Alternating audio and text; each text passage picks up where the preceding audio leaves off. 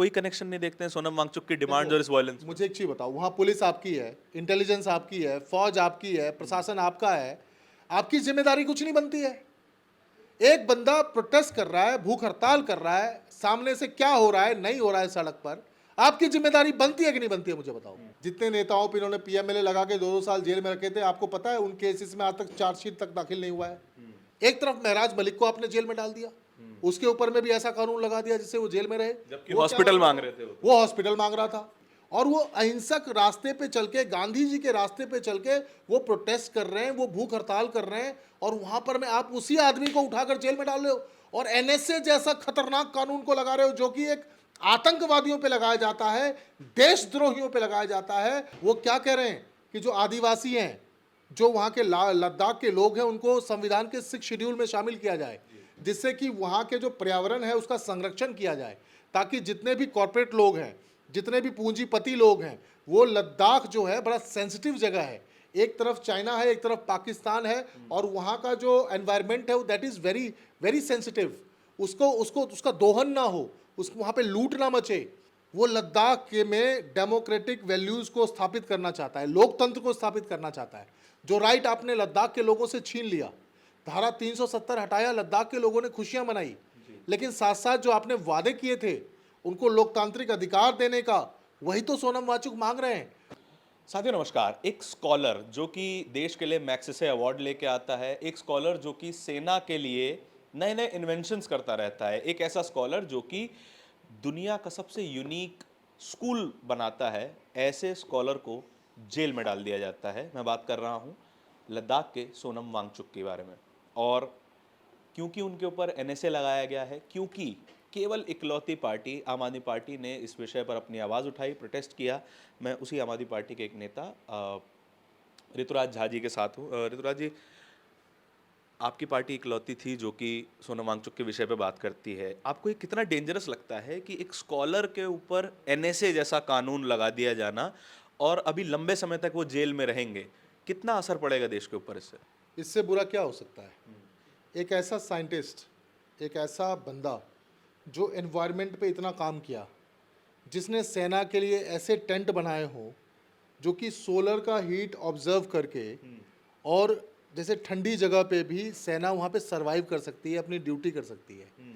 ऐसा देशभक्त आदमी जिसको रमन मैग्सेसे अवार्ड मिला हो, दुनिया भर के सारे प्रतिष्ठित अवार्ड मिला हो, देश का नाम रोशन किया हो, और ऐसा बंदा आज क्या कर रहा है? वो लद्दाख के में डेमोक्रेटिक वैल्यूज़ को स्थापित करना चाहता है, लोकतंत्र को स्थापित करना चाहता है।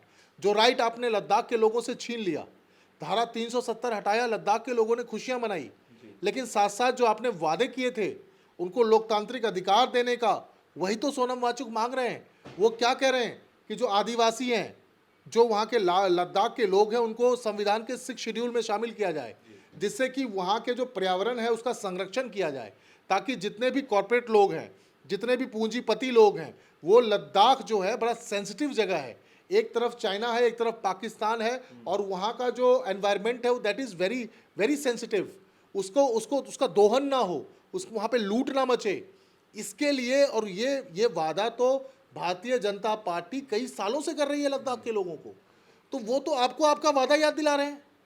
वो क्या चाहते हैं?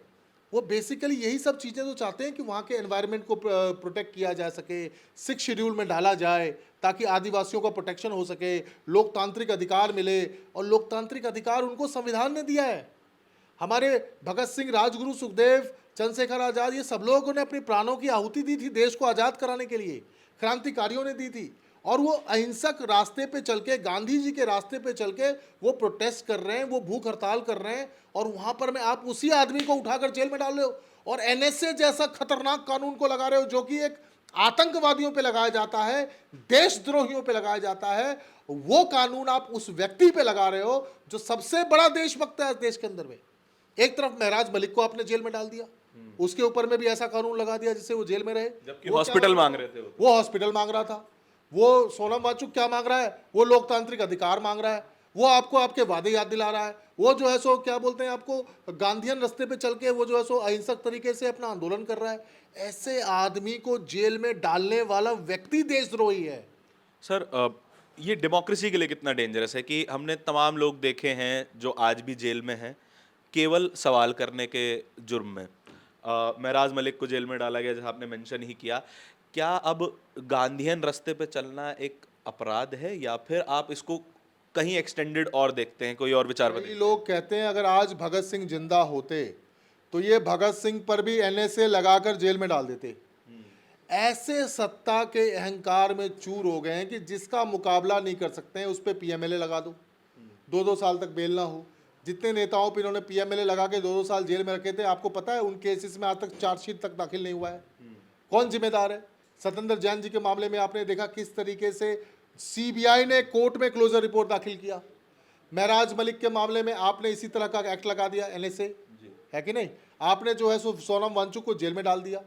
मतलब देखो, अहंकार जो है चरम पर है। साहब चाहते हैं कि इनके खिलाफ कोई बोले नहीं, इनके दोस्तों के खिलाफ कोई ना बोले। ये चाहते हैं कि लद्दाख जो कि एक ऐसी जगह है, सेंसिटिव जगह है, वो ज़मीनें भी अपने दोस्तों को देना चाहते हैं ताकि वहाँ पर उसका दोहन हो सके, पर्यावरण के साथ खिलवाड़ कर सके।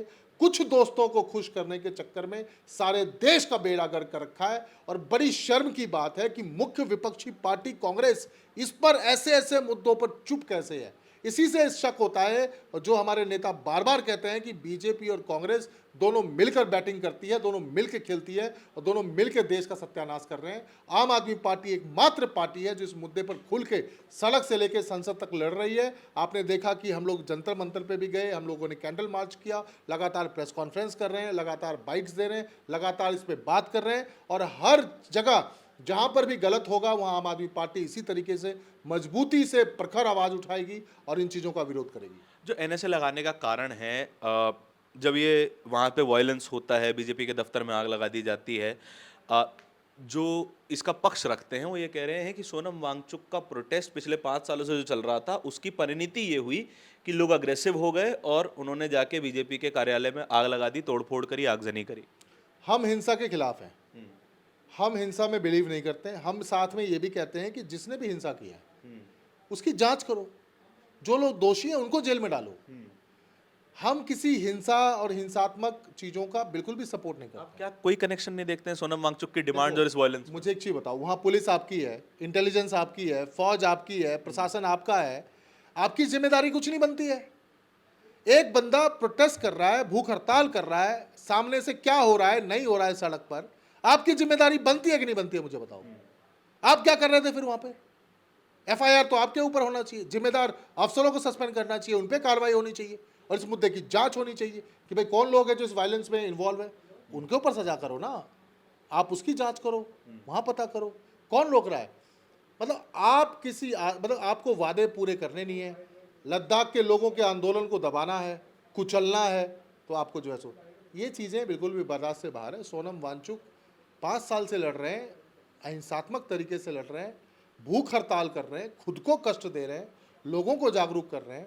ऐसे आदमी के ऊपर में आप देशद्रोही होने का आरोप लगा रहे हो, शर्म आनी चाहिए आप लोग को। हम लोग मतलब देख रहे हैं कि जिसको चाहे आप देशभक्ति का सर्टिफिकेट बांटते हो, इससे शर्मनाक कुछ नहीं हो सकता है।